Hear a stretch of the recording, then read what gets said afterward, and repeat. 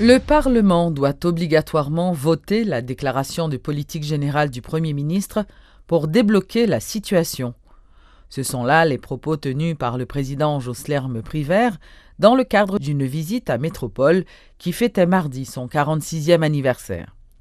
Estimant avoir procédé à la nomination de Fritz Jean, suivant les termes de l'accord, le chef de l'État provisoire dit être convaincu que l'énoncé de politique générale du Premier ministre nommé obtiendra un vote favorable dans les deux chambres. La Constitution amendée ne prévoit plus que le choix du Premier ministre doit être ratifié.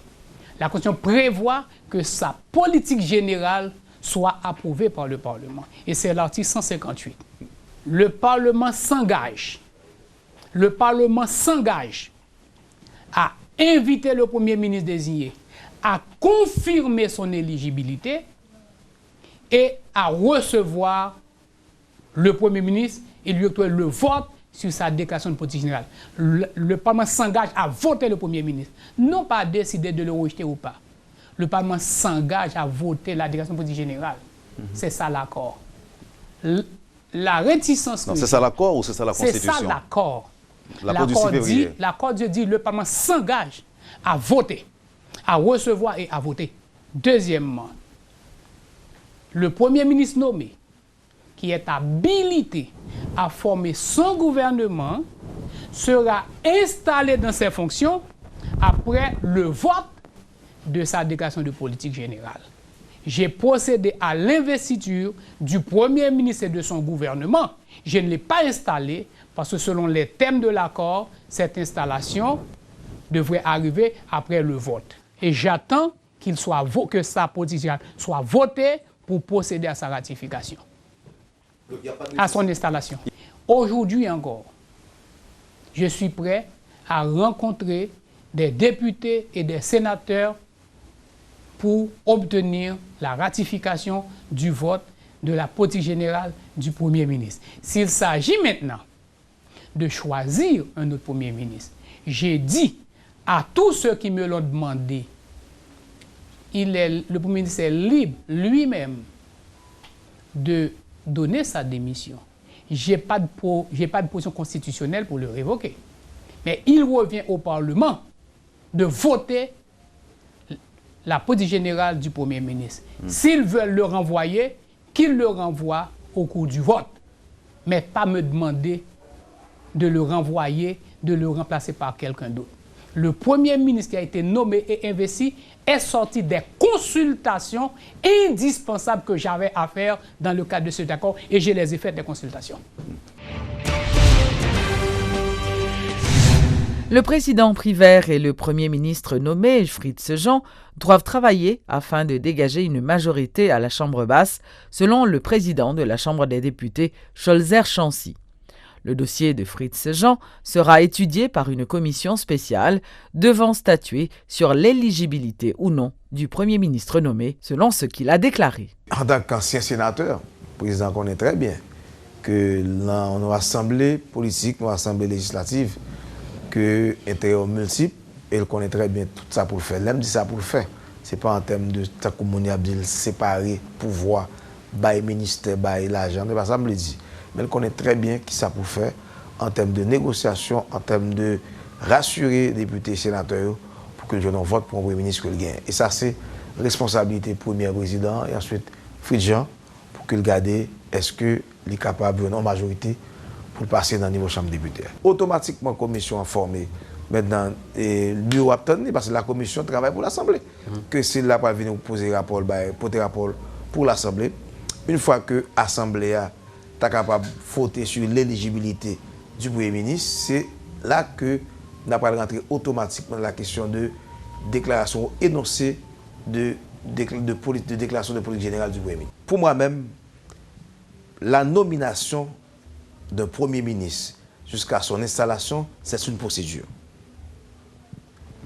Le vote de l'énoncé de sa politique générale est une étape.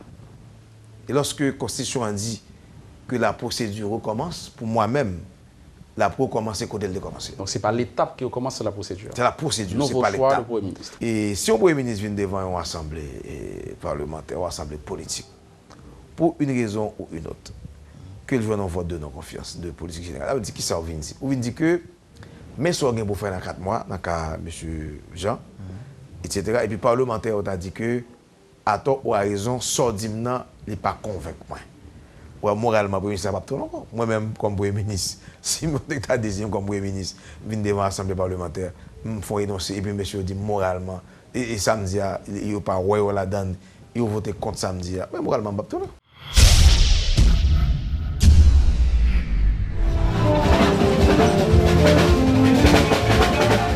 Quelques centaines de partisans du PHTK ont manifesté ce mercredi pour exiger la tenue au plus vite du second tour des élections présidentielles. Les partisans de Jovenel Moïse ont, lors de cette manifestation, invité le président provisoire à respecter l'accord du 6 février. Partie du canapé vert, la manifestation a pris fin au Champ de Mars.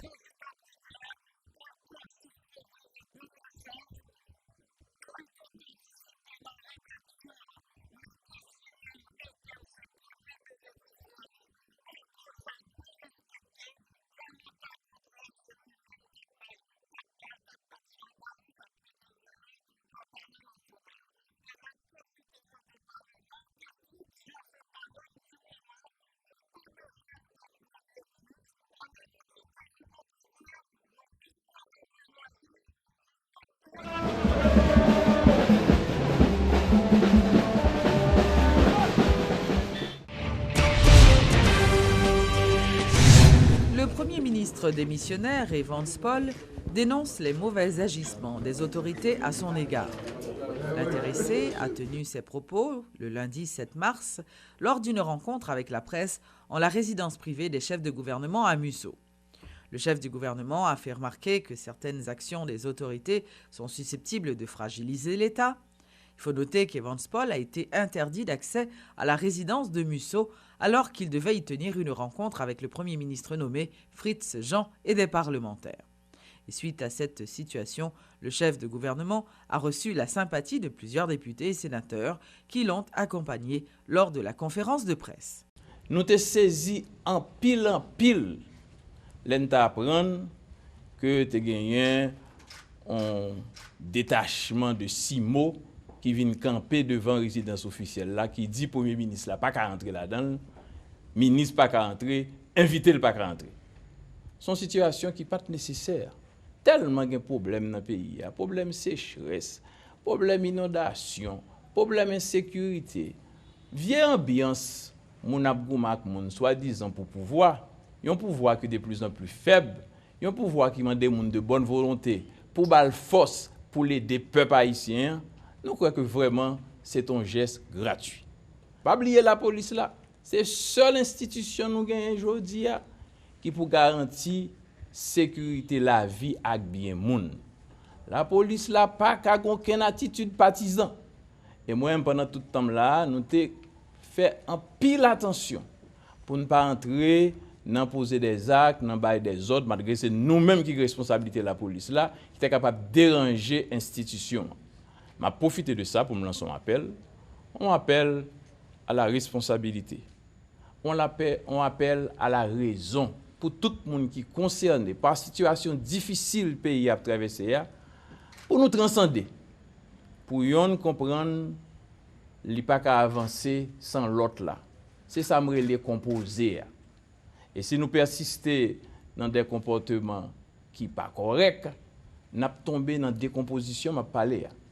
Et ce n'est pas une menace, c'est une réalité. Si vous ne pas composer ou décomposer, vous ne prendre le jonglé. Son réalité, c'est la vie à même qui comme ça. Yon doit composer avec l'autre. L'ambassade du Japon et l'UNICEF ont signé ce mercredi un accord visant à soutenir un programme d'immunisation de routine et un projet de prévention de propagation du choléra dans le pays. Ces deux projets sont évalués à 6,3 millions de dollars américains. Ces signatures et échanges de notes auxquels nous venons d'assister vont changer la vie de milliers d'enfants haïtiens. Aujourd'hui, le gouvernement japonais fait une don de 6,3 millions de dollars américains, soit 753 millions de yens, à l'UNICEF et les enfants à Haïti pour soutenir deux grands projets. Le premier projet de renforcement du programme d'immunisation de routine recevra un montant d'environ 2,9 millions de dollars américains. Aussi, le projet, financé aujourd'hui par le gouvernement japonais, garantira la disponibilité de vaccins contre la rougeole et la roubiole et des équipements nécessaires pour effectuer les activités d'immunisation de routine. L'autre projet, financé par le gouvernement du Japon, appuiera la mise en œuvre du plan national d'élimination de choléra en partenariat avec le DINEPA et l'MSPP. Ce projet de renforcement de la prévention de choléra dans les départements du centre reçoit aujourd'hui environ 3,4 millions de dollars américains.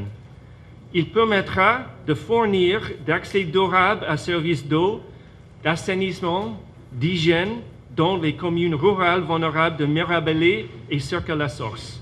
Aujourd'hui, l'épidémie de choléra continue de démontrer sa persistance et représente toujours un défi avec un nombre total de 36 045 cas suspects en 2015 par rapport à 29 078 en 2014.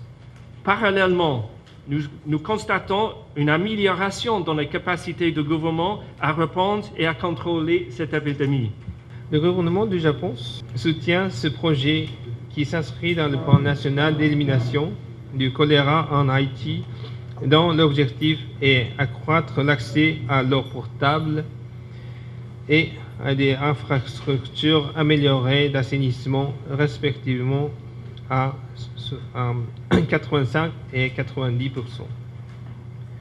Mesdames et messieurs, ces deux projets sont conformes au principe de la coopération du Japon vis-à-vis d'Haïti, qui repose sur deux domaines prioritaires, à savoir la santé et l'hygiène publique et la promotion de l'éducation et de la formation. En ce sens, je suis très heureux de constater que le Japon puisse encore travailler dans le domaine de la santé et l'hygiène publique et accompagner le gouvernement haïtien dans l'amélioration des conditions de vie du peuple haïtien. Je félicite l'initiative et l'effort énorme de l'UNICEF et je suis également heureux de consolider le partenariat avec l'UNICEF qui a déjà beaucoup travaillé, accumulé leur savoir-faire dans ces 10 domaines en Haïti. Lancement ce mardi de la quinzaine de la francophonie par le ministère de la Culture et ses partenaires locaux et internationaux. Jusqu'au 27 mars, plusieurs activités seront organisées tant à Port-au-Prince que dans les villes de province. Le thème retenu cette année, le pouvoir des mots. Le ministère de la Culture a donné le coup d'envoi officiel de la quinzaine de la francophonie ce mardi 8 mars. Un rendez-vous annuel qui a pour objectif de mettre en exergue la variété de ce que produisent les pays francophones représentés en Haïti. Et c'est à travers le thème « Le pouvoir des mots » que les différents partenaires entendent y parvenir.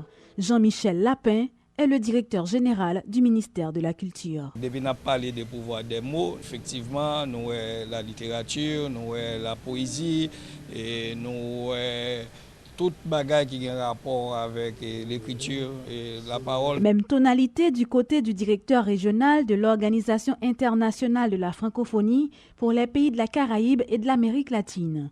Pour David Bongard, le pouvoir des mots est un excellent thème qui prend tout son sens.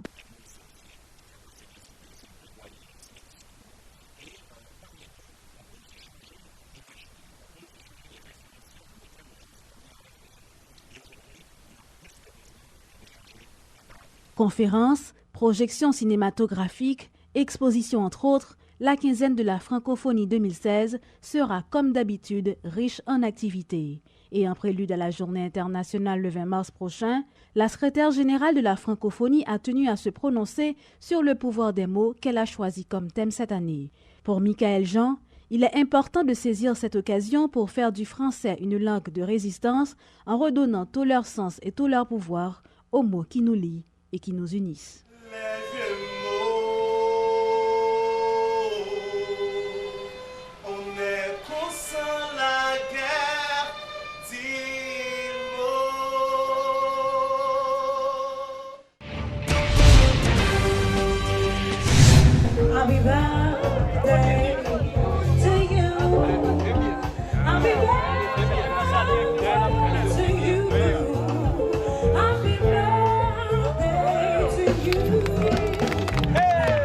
Radio Métropole a fêté mardi son 46e anniversaire.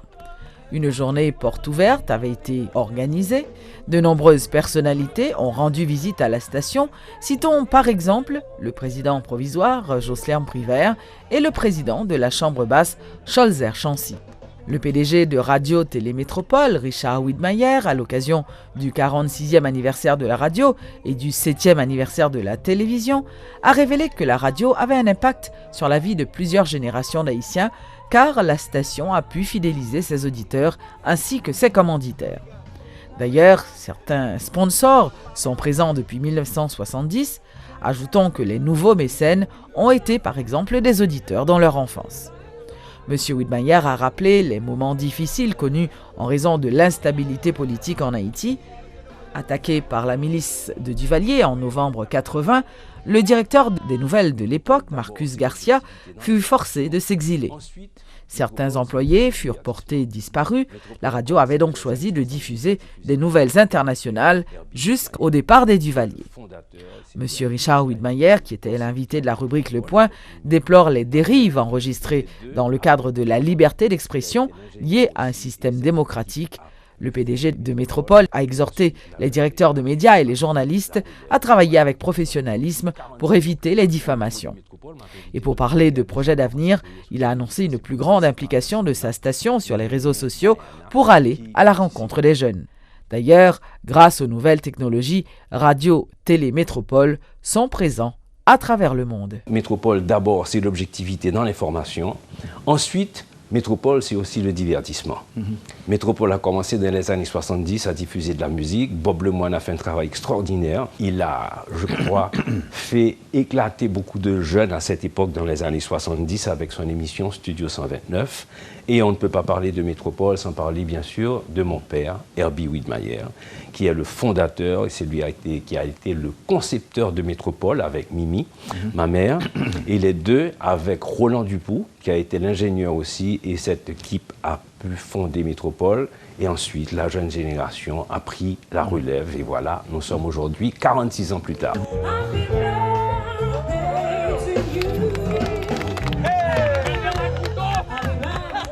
Hey!